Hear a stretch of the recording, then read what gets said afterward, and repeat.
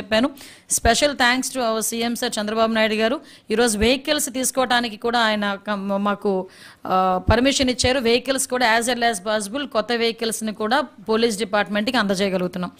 ఇంకొకటి మేమంతా list out చేస్తున్నామండి. లిస్ట్ అవుట్ చేసి అన్నీ కూడా మ్యాక్సిమం అన్నీ కూడా డిపార్ట్మెంట్ వైజ్గా ఉన్న పోలీస్ వెహికల్స్ కొత్త వెహికల్స్ ఇస్తాం. ఇంకొక విషయం ఏంటంటే వెహికల్స్ ఇచ్చిన తర్వాత ఫ్యూయల్ దగ్గరికి వచ్చిన తర్వాత కూడా లాస్ట్ టైం మొన్న మనకి నేను అసెంబ్లీలో ఉండేటప్పుడు క్వశ్చన్ చేశారు మా విష్ణుకుమార్ రాజు గారు. 150 లీటర్లు సరిపోవట్లేదు ఫ్యూయల్ కూడా. దానికి లాస్ట్ టైం మేము కూడా ప్రపోజల్ పెట్టాము 300 లీటర్స్ని చేయాలి అని చెప్పి. దానికి కూడా గ్రీన్ సిగ్నల్ ఇవ్వటం 300 లీటర్లు పెట్రోల్ కూడా వాళ్ళకి ఇవ్వటం ఫ్యూయల్కి కూడా ఇవ్వటానికి సిద్ధపడడం అనేది మంచి పరిణామం. ఇవన్నీ ఇవన్నీ ఎందుకంటే పర్టికులర్గా చెప్తున్నా, డిపార్ట్మెంట్ వాళ్ళకి మనం ఇది చేసాము అని చెప్పిన తర్వాత వాళ్ళని పర్యటించడంలో ఒక అర్థం ఉంది. వాళ్ళ దగ్గర వెహికల్ ఇవ్వకుండా వాళ్ళకి సరైన వసతులు లేకుండా మీరు పరిగెట్టండి అంటే ఎలా పరిగెడతారు? అది ప్రాబ్లం అవుతుంది. కాబట్టి చాలా క్లియర్గా అవన్నీ కూడా చెప్పడం జరిగింది. అట్ ద సేమ్ టైం ఇందాక మీకు చెప్పాను సీసీ క్యామ్స్ గురించి. అదేవిధంగా ముఖ్యంగా గాంజా ఐడెంటిఫికేషన్లో మనకి హాట్స్పాట్స్ 2 ఉంటాయి. కన్సెప్షన్ ఒకటి, ప్రొడక్షన్ ఒకటి. సో కన్సెప్షన్ దగ్గర మనం ఎటువంటి సిచ్యువేషన్స్లో మనం దాన్ని బ్రేకప్ చేయాలి. అట్ ద సేమ్ టైం మనకి ప్రొడక్షన్ దగ్గరకు వచ్చేసరికి మ్యాక్సిమం డ్రోన్ కెమెరాస్ని యూజ్ చేసుకొని డ్రోన్ కెమెరా సిస్టమ్ని కూడా పగడ్బందీగా పెట్టి ఎక్కడైతే ఈ కల్టివేషన్ చేస్తున్నారో అటువంటి ప్లేసెస్ని ఐడెంటిఫికేషన్ చేసుకుని ఆ ప్లేసెస్ దగ్గరికి కూడా అంటే ఇంచుమించుగా చెప్పాలంటే వర్చువల్ విజిలెన్స్ చేసి ఇమీడియట్గా అక్కడికి వెళ్ళి అది డిస్ట్రాయ్ చేసేటట్టుగా కానీ వాళ్ళకి ఆల్టర్నేట్ క్రాప్స్కి అవేర్నెస్ ప్రోగ్రామ్స్ కండక్ట్ చేయడానికి కానీ ఈరోజు గాంజా నిర్మూలనకి ప్రత్యేకంగా పెద్దపీట వేసి ఈరోజు పోలీస్ వ్యవస్థ అంతా పనిచేయడానికి గౌరవ ముఖ్యమంత్రి గారు చంద్రబాబు నాయుడు గారు ఆదేశాలు ఇవ్వటం. అదేవిధంగా గాంజా అవేర్నెస్ ప్రోగ్రామ్కి కూడా పర్టికులర్గా 26 జిల్లాల్లోని కూడా అవేర్నెస్ ప్రోగ్రామ్ కింద ఒక ర్యాలీ కూడా కండక్ట్ చేయడానికి ఈరోజు గౌరవ ముఖ్యమంత్రి గారు మాకు ఆదేశాలు ఇవ్వడం జరిగింది. దాని పరంగా కూడా మేము ముందుకెళ్ళడం జరుగుతుందండి. అదేవిధంగా మీ అందరికీ తెలుసు ఉమెన్ సేఫ్టీకి సంబంధించి మనం ఒకసారి ఆలోచన చేసుకుంటే ఏదైతే మనకి స్కూల్స్ దగ్గర ఆల్రెడీ మాకు ప్రివెన్షన్ ఆఫ్ మనకి క్రైమ్ని ప్రివెంట్ చేయడానికి స్కూల్స్ దగ్గర కాలేజెస్ దగ్గర మనం సీసీ కెమెరాస్ ఏర్పాటు చేయటం. అట్ ద సేమ్ టైం డ్వాక్రా సంఘాలని కూడా కొంతమేరకు మేము అవేర్నెస్ ప్రోగ్రామ్స్కి వాళ్ళని ఇన్వాల్వ్ చేయటం, వాళ్ళకి కూడా కొంతమేరకు అవేర్నెస్ ప్రోగ్రామ్స్ కండక్ట్ చేయటం, స్కూల్లోని కాలేజెస్లోని కూడా కొంతమేరకు వాళ్ళకి ఈ సెల్ఫ్ డిఫెన్స్ కోర్సెస్ కూడా ఇంప్లిమెంట్ చేయటం, ఇవన్నీ కూడా చేయడం జరుగుతుందండి. దీనికి కూడా ప్రత్యేకంగా మీకు ఇందాక చెప్పినట్టుగా గాంజాకి అయితే నార్కోటిక్ టాస్క్ ఫోర్స్ అని చెప్పి ఒక ప్రత్యేకమైన టాస్క్ ఫోర్స్ కూడా ఆల్రెడీ ఫినాన్స్లో ఉంది. అది క్లియర్ అయిన వెంటనే క్యాబినెట్లో పెట్టి దాని ఆమోదం పొంది ఆల్రెడీ ఒక ఐపీఎస్ ఆఫీసర్ను కూడా వేయటం జరిగింది దానికి నార్కోటిక్ టాస్క్ ఫోర్స్కి. సో దానికి ఒక వింగ్ పనిచేస్తుంది, ఉమెన్ సేఫ్టీకి ఒక వింగ్ పనిచేస్తుంది. ఎస్పెషల్లీ సైబర్ క్రైమ్ దగ్గరకు వచ్చేసరికి ఎంత దారుణం అంటే సుమారుగా ఒక ప్రాణంలో 940 కోట్లు సైబర్ క్రైమ్లో పోయినాయి అంటే దేశం మొత్తం మీద మనం ఆలోచన చేసుకుంటే సైబర్ క్రైమ్ ఎంత మేరకు మనకి స్ప్రెడ్ అవుతుందో తెలియాలి. ఇందులోని చాలామంది చదువుకున్న వాళ్ళు ఉద్యోగస్తులు ఈ ట్రాప్లో పడిపోతున్నారు. విషయం ఏంటంటే ఏదో ఒక రకంగా వాళ్ళకి ట్రాప్ చేసిన తర్వాత వాళ్ళని బెదిరించటం, బ్లాక్మెయిల్ చేయటం, వాళ్ళ దగ్గర నుంచి డబ్బులు తీసుకుని 5 నిమిషాల్లో వెంటనే వాళ్ళు దాన్ని ట్రాన్స్ఫర్ చేసేయటం. సో ఇలాంటి సిచ్యువేషన్స్లో సైబర్ క్రైమ్ మొన్ననే నాకు రీసెంట్గా మీరు అబ్జర్వ్ మీకు తెలిసే ఉంటుంది, విజయవాడలో ఒక వాక్ కూడా పెట్టాం సైబర్ క్రైమ్కి సంబంధించి. ఆ రోజు మాట ఇచ్చాను వాళ్ళకి ప్రతి జిల్లాలోని కూడా ఒక సైబర్ క్రైమ్ పోలీస్ స్టేషన్ ఏర్పాటు చేస్తామని చెప్పి. సేమ్ యాజ్ టీజ్గా ఈరోజు అదే సైబర్ క్రైమ్ పోలీస్ స్టేషన్స్ ప్రతి జిల్లాలోని ఒక డిఎస్పీ క్యాడర్ ఆఫీసర్నిచ్చి ప్రతి జిల్లాలోని కూడా ఒక సైబర్ క్రైమ్ పోలీస్ స్టేషన్స్ని ఏర్పాటు చేయడానికి ఈరోజు గౌరవ ముఖ్యమంత్రి గారు ఆదేశాలు ఇవ్వడం జరిగిందండి. ఇవే కాకుండా ఇప్పటికీ చాలా సందర్భాల్లో మీకు చెప్పేదాన్ని పోలీస్ అకాడమీ లేదు అని.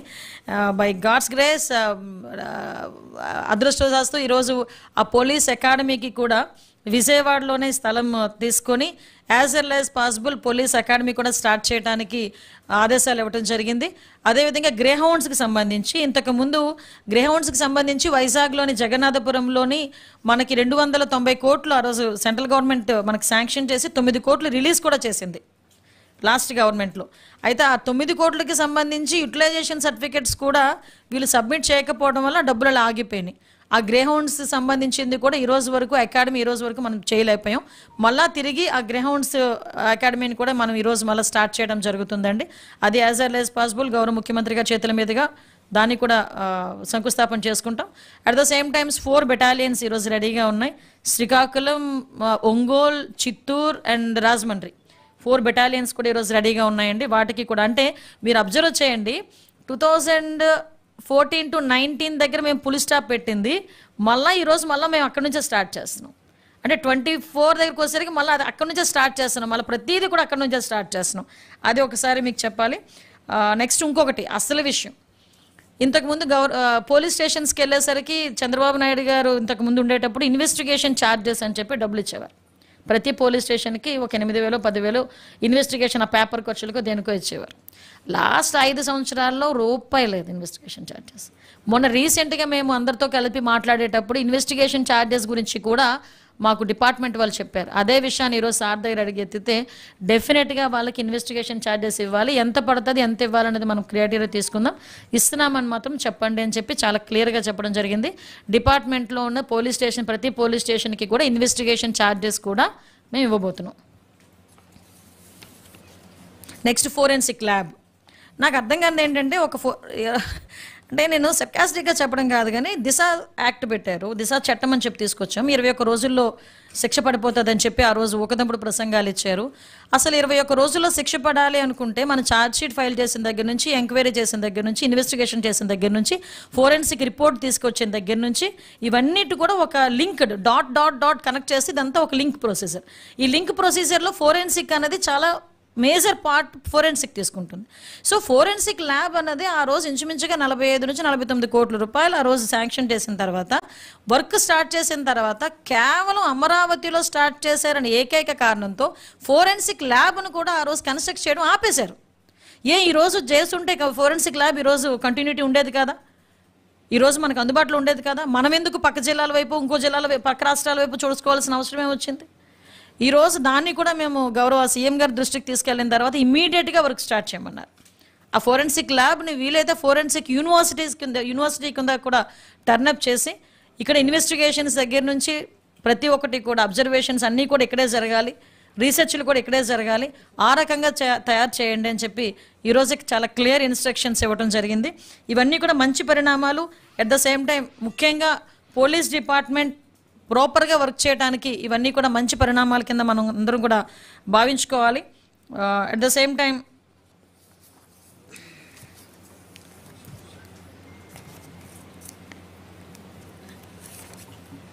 మ్యాక్సిమం ఈ గంజా మనకి నిర్మూలనకి కానీ, గంజాయి నిర్మూలనకి కానీ, ఉమెన్ సేఫ్టీ విషయంలోని కూడా ఎక్కడైనా బెస్ట్ ప్రాక్టీసెస్ ఇంకా ఎక్కడైనా ఉన్నాయా, వాటిని ఐడెంటిఫికేషన్ చేసుకోవడం, వాటిని మనం అడాప్ట్ చేసుకోవడం, వీటన్నిటి మీద కూడా ఒక స్పెషల్ ట్రైనింగ్ ఉండాలి పోలీస్ డిపార్ట్మెంట్ వాళ్ళకి.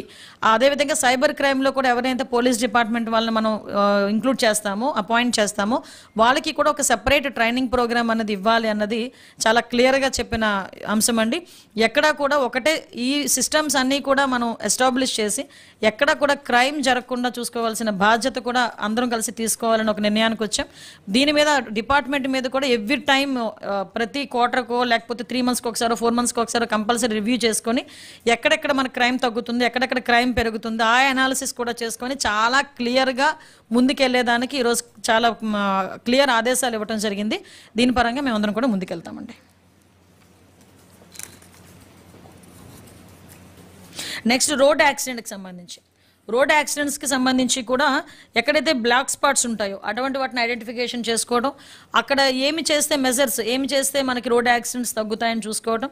At the same time RTC department వాళ్ళతో కూడా ఒకసారి మీటింగ్ పెట్టుకొని అసలు ఎన్ని వర్కింగ్ పొజిషన్లో ఉన్నాయి, బస్సెస్ ఎన్ని ఉన్నాయి, వాటికి ఎన్ఓసీస్ ఎంతవరకు వచ్చినాయి ఏంటి, వాటి గురించి కూడా డీటెయిల్ ఇన్ఫర్మేషన్ తెప్పించుకొని రోడ్ సేఫ్టీ మీద కూడా ప్రత్యేకమైన దృష్టి పెట్టాం.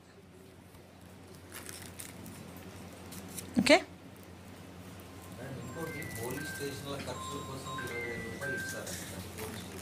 అది ఇన్వెస్టిగేషన్ ఛార్జెస్ అండి. అవే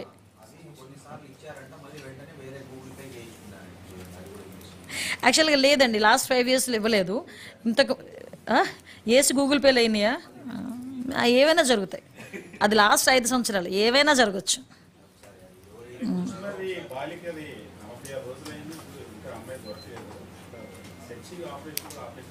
సెర్చింగ్ ఆపరేషన్ ఏం ఆపలేదండి. యాక్చువల్గా దాని మీద ఎంక్వైరీ జరుగుతుంది, చాలా క్లియర్ కట్గానే ఉన్నారు.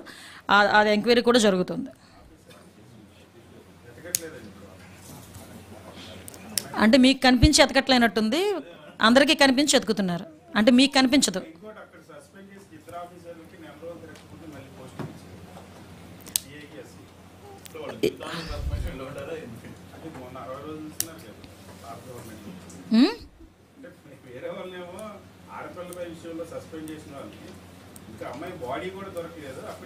అదేనండి, ఇప్పుడు as per norms, as per rule ప్రకారం దేనికైనా వెళ్తాయి. ఇంతకు ముందులాగా మేమేమి దాన్ని ఏమంటారంటే కక్ష సాధింపు చర్యలు చేస్తే మీరు 60 రోజులు కాదు 600 రోజులు కూడా సస్పెన్షన్లో ఉన్న రోజులు ఉన్నాయి. కాబట్టి అటువంటిది ఏం లేదు. ఎస్ ఎస్ లేదండి, అది మళ్ళీ అలాంటి ఇన్సిడెంట్స్ అన్నీ కూడా చాలా ఉన్నాయండి. ఇప్పుడు ఫర్ ఎగ్జాంపుల్ అదొకటి, కొన్ని ఇన్సిడెంట్స్ మా దగ్గరికి కూడా వచ్చినాయి. ఆ ఇన్సిడెంట్ అన్నిటికీ కూడా బయటకు తీసి మళ్ళీ రీఎంక్వైరీ చేసి ఎక్కడ కూడా ఇబ్బంది లేకుండా చూసుకునే బాధ్యత మేము తీసుకుంటున్నాం, చేస్తాం.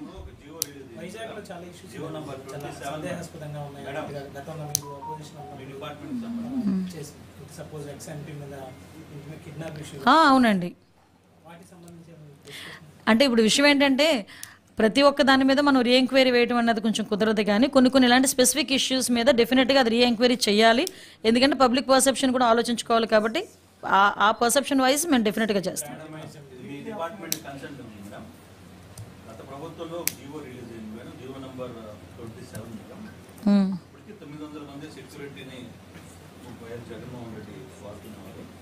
తర్వాత బయటకు వచ్చిన తర్వాత కూడా బయట నుంచి కొంతమంది ఎక్స్ట్రా వాడుకుని వాళ్ళకి నెలకి 53 లక్షలు పే చేశారు. పోలీస్ డిపార్ట్మెంట్ కాకుండా ప్రైవేట్గా 53 లక్షలు పే చేయడం ఏంటి? ముఖ్యమంత్రికి డిపార్ట్మెంట్ నుంచి సెక్యూరిటీ ఇస్తారు కదా. యాక్చువల్గా ముఖ్యమంత్రికి ఇప్పుడు మనకు చంద్రబాబు నాయుడు గారికి యాక్చువల్గా మనకి ఎంత సెక్యూరిటీ, Z+ సెక్యూరిటీ ఇస్తాం చంద్రబాబు నాయుడు గారికి. At the same time